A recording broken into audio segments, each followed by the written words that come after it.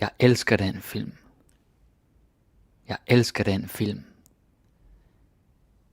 Jeg elsker den film.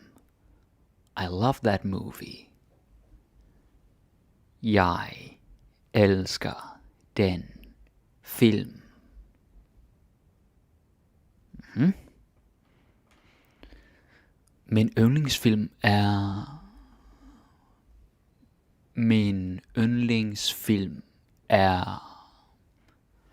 my favorite movie is. Some of you might feel tempted to say favoritfilm. We do say favorit in Danish, but we use yndlings a lot more, right? Especially in these compound words. Så yndlingsfilm. Min yndlingsfilm er, and then whatever it is.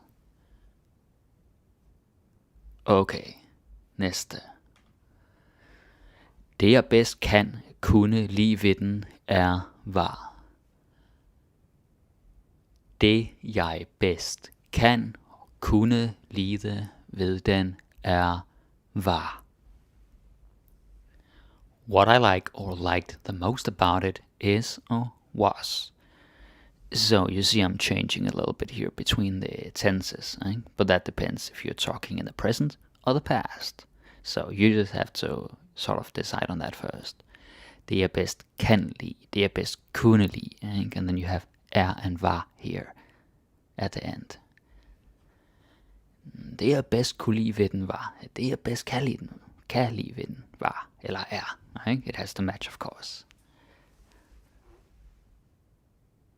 Alright, næste. Den har en god historie. Den har en god historie. It has a good story. Yeah. Historie. And historie both means story and history in Danish. So that's kind of cool. Well, for us it's cool. Den har en god historie. And then, soundtracket er rigtig godt. Soundtracket er rigtig godt. The soundtrack is really good. Yeah, so we do use the English word soundtrack, and I even apply Danish grammar here, right? Like tracket, like it's it soundtrack. Of course, you could say musikken, and then would be musikken er rigtig god. But specifically, when it's about a movie, we tend to say soundtrack, just like in English. Så soundtracket er rigtig godt. Okay, næste. Now you gotta put a name here first. Right? So whoever you like, put that man or woman right here. Du. Spiller så godt. Spiller så godt. Acts or plays so well. Right? Spiller is, well, it's play in a lot of contexts, like computer games or sports or anything. But it's also act when we're talking about movies and stuff like that. Spiller. Spiller så godt. Ja. Okay, næste. Someone fortjener en Oscar. Fortjener en Oscar. Deserves an Oscar. Right? Pretty straightforward. Fortjener is deserve. Fortjener en Oscar. Beautiful. Næste. Now, this is a long one, but it's not that hard. Someone er en virkelig dygtig skuespiller og skuespillerinde. Du. Er en virkelig dygtig skuespillerinde. Someone is a really good, skilled actor, actress. So yeah, skuespiller is actor, and that's a man, and skuespillerinde is actress. It's very common in Danish that you have this inde at the end that makes it female. We don't have it for everything, but we do have it with some. And this is one of these examples. Så skuespiller og skuespillerinde. That's how it is. Yeah. Someone er en virkelig dygtig skuespiller og skuespillerinde. Okay, moving on. Okay. Er ikke en særlig god skuespillerinde. Er ikke en særlig god skuespillerinde. Is not a very good actor or actress. So, you pick an actor here, and then you're like, they're not good, right? Then you can say this. It's a polite way of saying it. Of course, there are also harsher ways you can say that they suck, but I'm not gonna focus on that today. ... er ikke en særlig god skuespillerinde. Bum. Næste. Historien, plottet holder ikke helt. Historien, plottet holder ikke helt. The story or plot doesn't really hold up. Right? Or like you watched a movie, but it's just so thin. Like the plot, the story is just, there's no substance. Or it's incoherent. Then you can say this. Holder ikke helt. Ja. Historien og plottet holder ikke helt. Nej. That's beautiful. Skal vi lige se her. Næste. So, a question. Har du set den nye film med...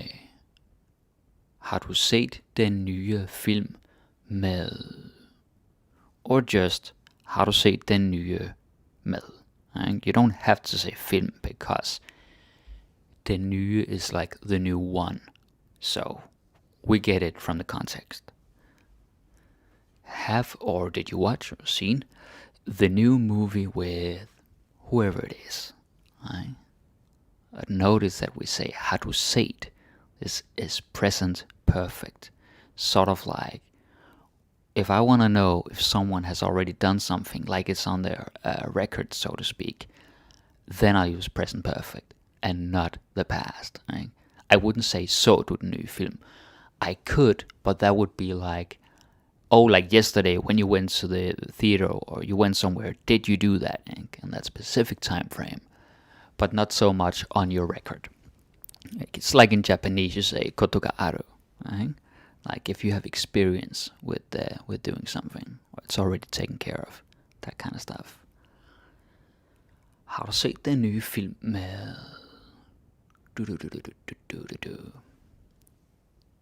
Okay, moving on. Nej. Jeg har ikke set den endnu. Jeg har ikke set den endnu. I didn't watch it yet. Jeg har ikke set den endnu. Very good. Næste. Ja, jeg var i biografen i går.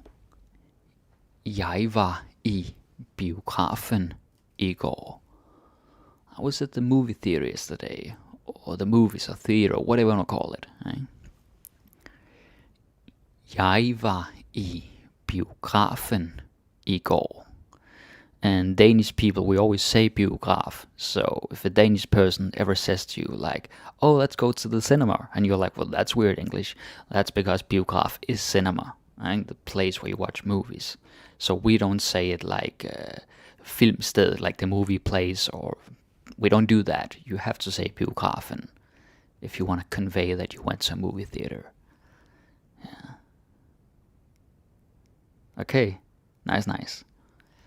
Den næste er, den har lige fået og haft premiere. Den har lige fået og haft premiere. It just premiered, like it just opened. It's very new, very fresh. Den har lige haft premiere. Yeah. Beautiful. So, got. Skal du også se den? Skal du også se den? Are you going to see or watch it too? Skal du også se den? We could play around here, add some different dialects and intonations. We could say like, skal du også se den? Skal du også se den?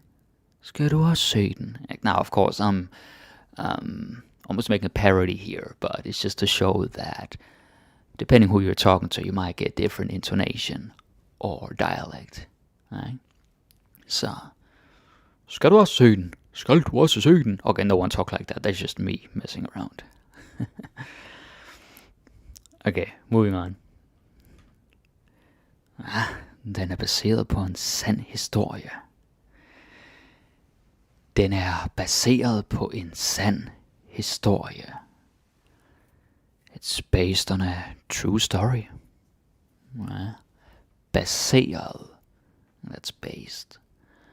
And please pay attention with the pronunciation here, so you don't say baseret. And like, I see this sometimes with my students. They sort of contract it, like seer, and like it's just one syllable, but it's not. It's baseret, or any other verb really. This er, or erat, but you don't have to say the r.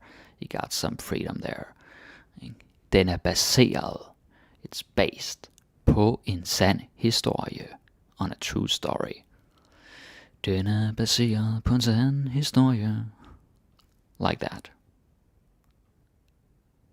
Okay, næste. Oops. Okay, what we got here? We got. Det er den første, anden, tredje film i trilogien.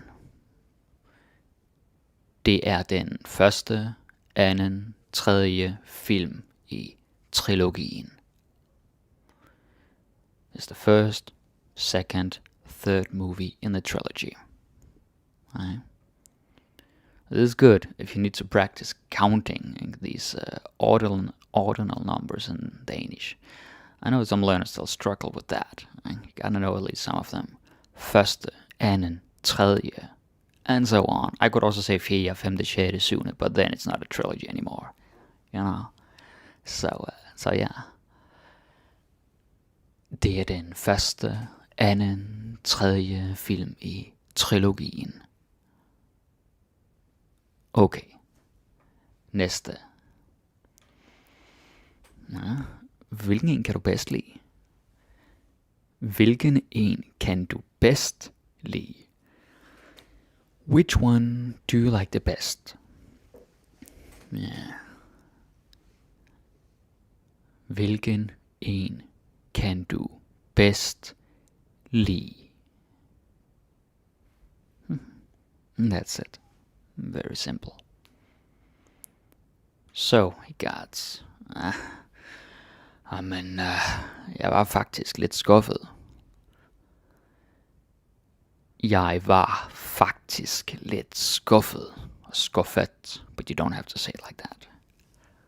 I was actually a bit disappointed. Jeg var faktisk lidt skuffet. Skuffet is disappointed. If you take away the T, then you have the infinitive, at skuffe, to disappoint. But also skuffe is a draw, like you pull it out of your desk. Skuffe. So if you're creative, you can make some plain words with that.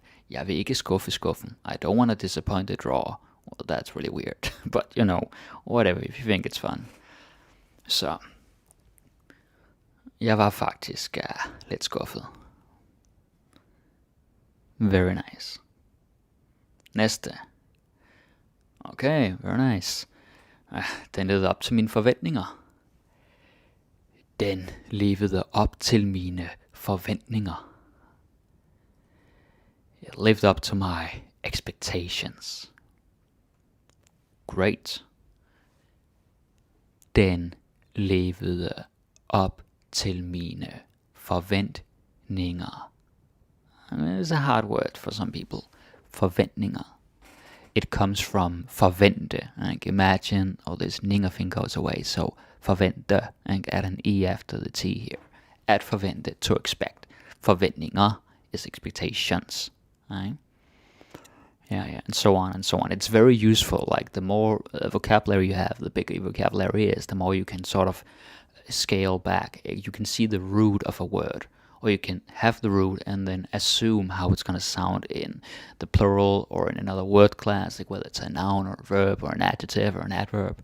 So the more you know, the better, because then you can sort of make sense of everything.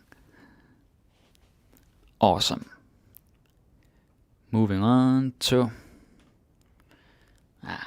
kan du huske den scene, hvor... Kan du huske den scene, hvor... Do you remember that scene where... Like, and then of course you have to use your memory or imagination here. Something that happened in the movie. Kan du huske den scene, hvor... Yeah. And yes, we use the word scene in Danish. We pronounce it scene, not scene, even though it's the same spelling. Scene. That's how it is. Kan du huske den scene, hvor... Alright. So. Jeg fik et kæmpe chok, da... Jeg fik et kæmpe chok, da... I got a huge shock when something happened, and you're watching the movie, and then all of a sudden it was like boogaloogaloogalooga, and you got a shock, right? Like that. So, jeg fik et kæmpe chok, da. I got a huge shock when. Oh yeah, and da is the past tense, of course, right? So when something happened in the past, because if it's present, then it's når, right? N-O-R. That's different. Alright. So you got a huge shock. But another reaction. Ja, jeg fældede en tåre eller to, da... Jeg fældede en tåre eller to, da...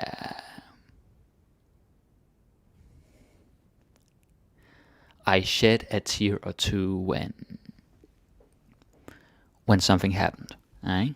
So fælde could mean different things. I'm not going to get into that now. But in this case, is to shed a tear. A tear came out. Of course, I could also say græde, but græde is more straight up crying. Right? So it's a little bit different. Jeg fældede en tåre eller to, da... Alright, let's see. What's the next one? Okay. Det var en rørende, smuk film. Det var en rørende, smuk film. It was a touching or beautiful movie, right? Yeah, I guess you could also call rørende like moving. It was very moving. But rør is touch. It's a very literal translation. Det var en rørende, smuk film.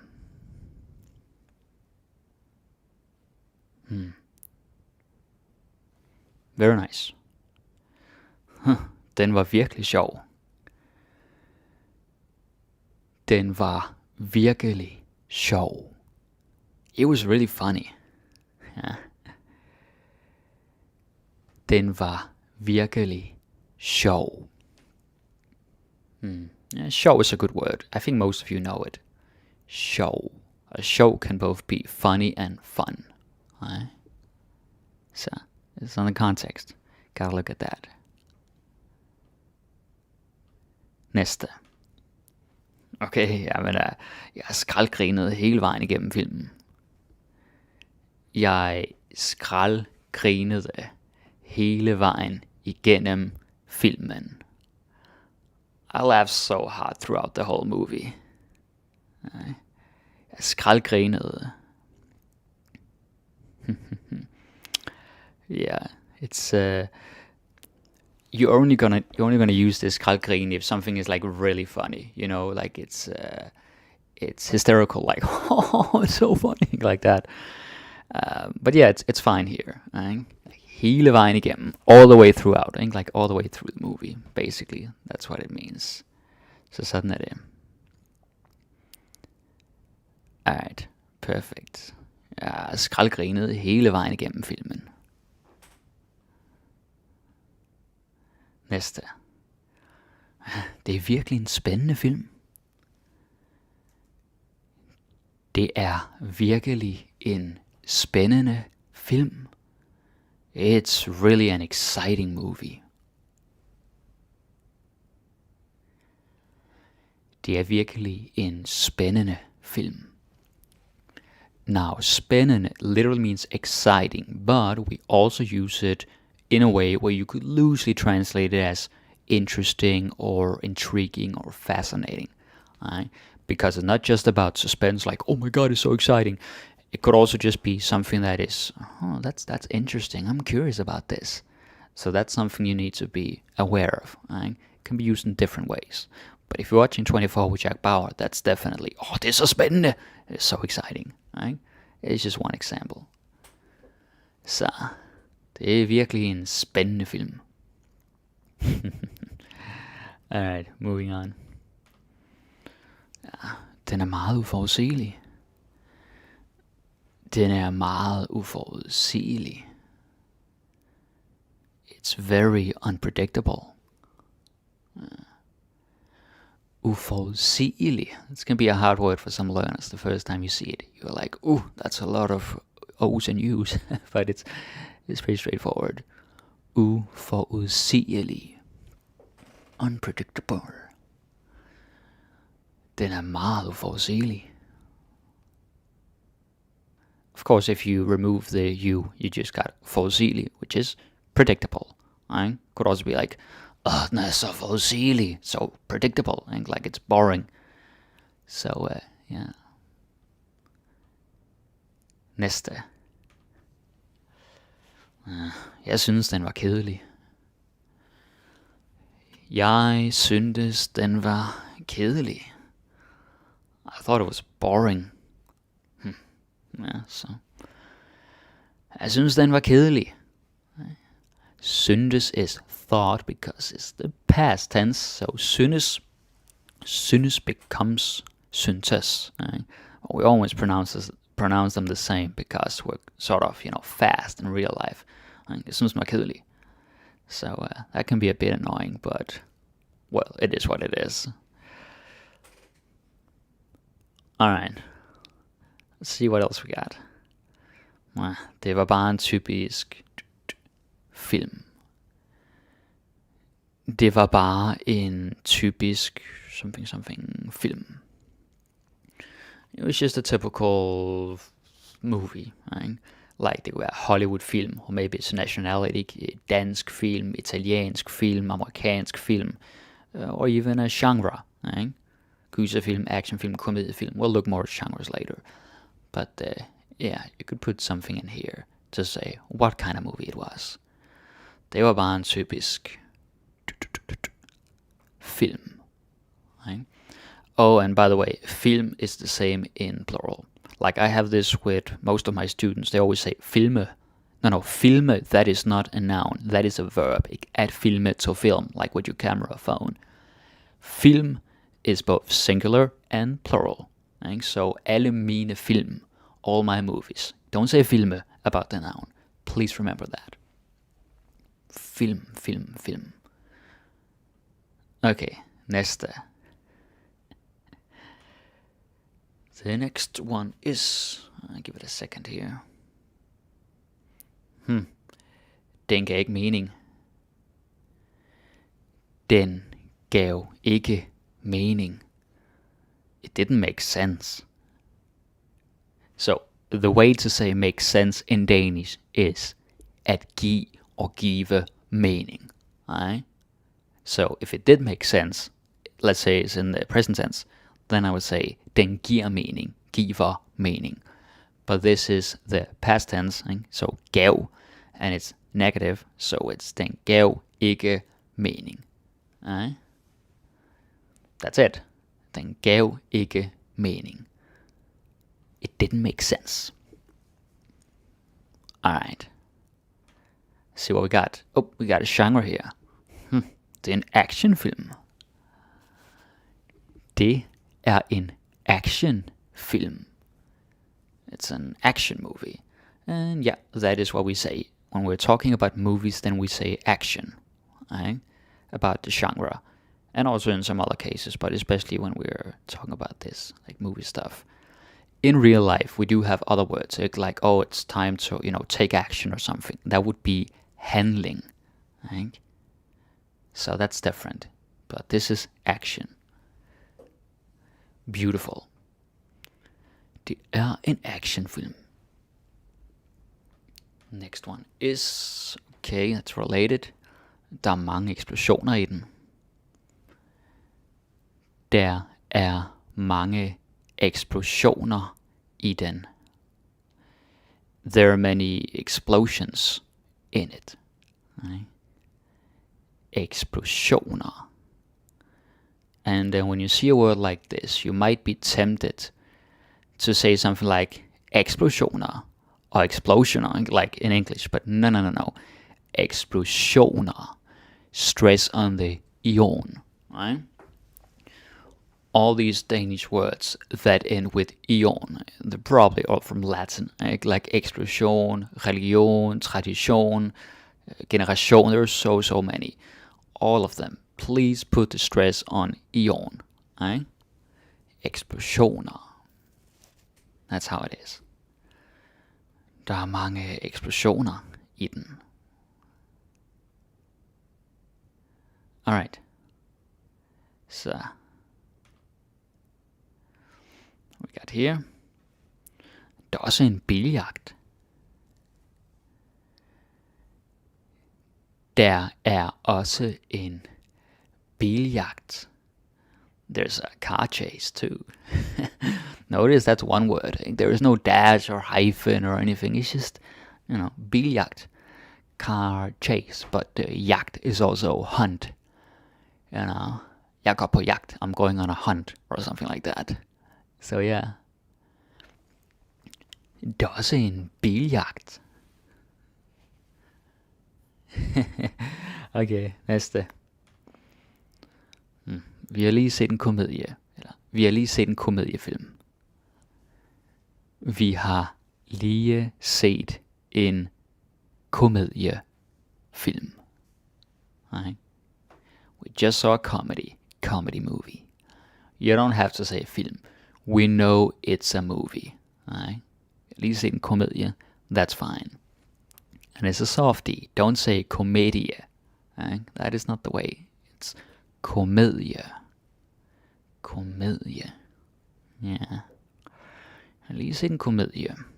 That is the way. Okay, a long one. Det er måske den sjoveste film, jeg nogensinde har set. Det er måske den sjoveste film, jeg nogensinde har set. It might be the funniest movie I've ever seen. Right? So this is Anchorman, obviously. Well, Det er måske den sjoveste film, jeg nogensinde har set. Okay. Næste. Er det en gyserfilm? Er det en gyserfilm? Is it a horror movie? Yep, gyser. Or you could just say gyser. You don't have to say gyserfilm, but it's fine. Er det en gyserfilm? Gyser. Yeah. Okay, that's pretty simple. Den var virkelig uhyggelig. Den var virkelig uhyggelig.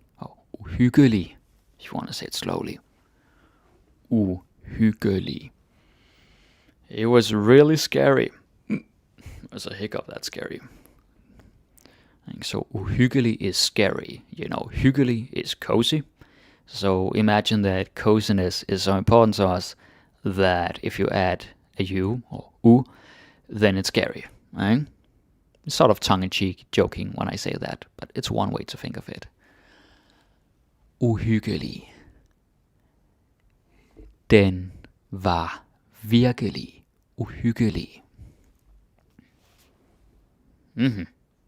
So, blev du bange? Blev du bange? Did you get scared? Now, bange is an adjective. Right? As a person, when you are scared, it could also be an animal, like anyone that can feel. You say bange, and that is scared. So sometimes people mix up uhyggelig and bange, sort of like you would mix up scary and scared in English. But it's important that you do it right, right? Because one is like the receiving end, and like you're scared, jeg er bange. Eller at man kan sige, noget er uhyggeligt, something is scary, the thing that makes you bange, to use the same word. Okay. Blev du bange? Definitely not scared of that. Okay, næste.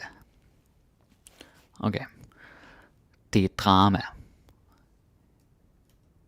Det er et drama.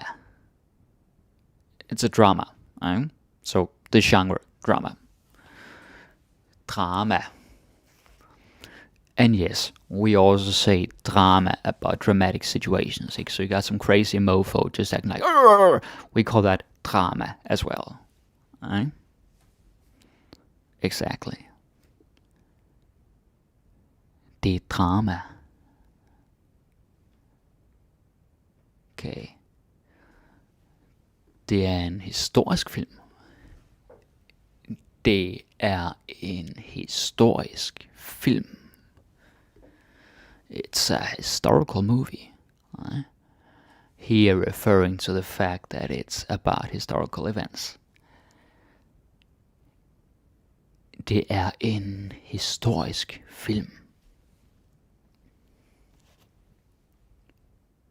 Okay. Næste. Den handler om it's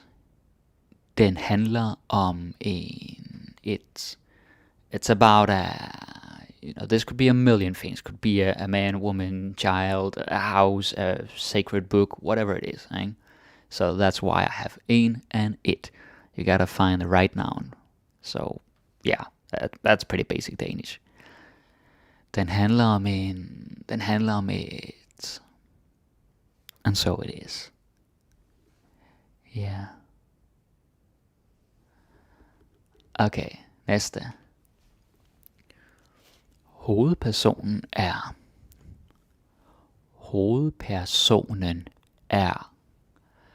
The main character is. And again, you could put different things. You could put their age, or their gender, their profession, or whatever they're feeling. Yeah. Hovedpersonen er. The head person. Sounds funny when you think about it. But, it's like hovedkvarter, headquarter. You have that in English too. So we use this hoved a lot in Danish when we want to say the main thing. Like the primary, the center of it all. Hovedpersonen. Okay.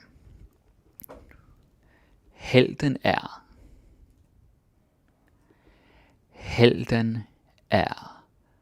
The hero is. Yeah, and I know it's a little bit old-fashioned to say the hero, but it still works. You can still say it. Helten er Hercules. I wish. Skurken er. The villain is. It's a very different word. Skurk is very different from villain. So you gotta remember if you're talking about movies and stories in general. Skurken er.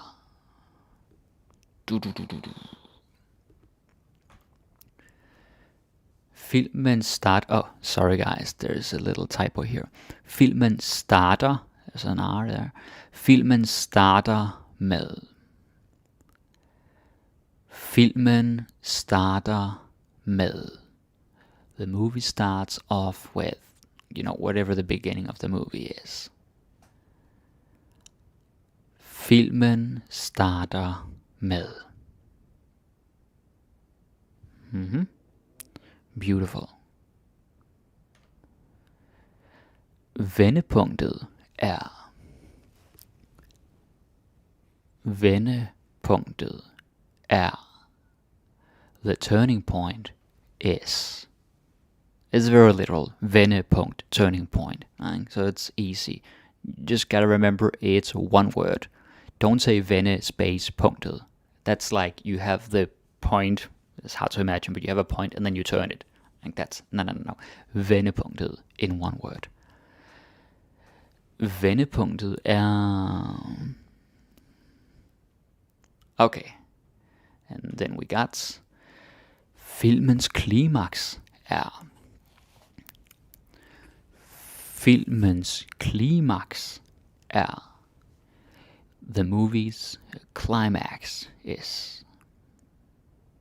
Filmens klimaks er. And you probably noticed that I didn't use an X here because we don't use X so much in Danish. There's a lot of KS instead, if you want to look at it that way. Okay, næste. Filmens budskab er. Filmens budskab er. The movie's message is. And when I say message, I don't mean like a text message or a message on your phone in general. I mean like a moral, like a point that is being conveyed or delivered. That is budskab. Så filmens budskab er. And then feel free to add whatever. Right? And then for the last couple of sentences, it's a little bit different. This is like you're talking to your friend like, hey, you could say, hvad har du lyst til at se? Hvad har du lyst til at se? What do you feel like watching? Hvad har du lyst til at se? Yeah, har lyst til, I think I covered this many times, but just in case, har lyst til is like feel like you want. Yeah. Jeg har lyst til at, I feel like doing whatever it is. Right? Så. And then, skal der være undertekster på? Skal der være undertekster på? Should there be subtitles on? Or do you want to put subtitles on? You can translate that in a different way, but simply asking if you want subtitles. Skal der være undertekster på? Undertext. It seems funny, I guess. Alright. You could say, den har jeg set før. Den har jeg set før. I've seen that before. Actually, like you and your friend, you're talking, you look at Netflix or whatever, it's like, nah, I saw that before. Right? You can say this. Den har jeg set før. Already seen it. Den har jeg set før.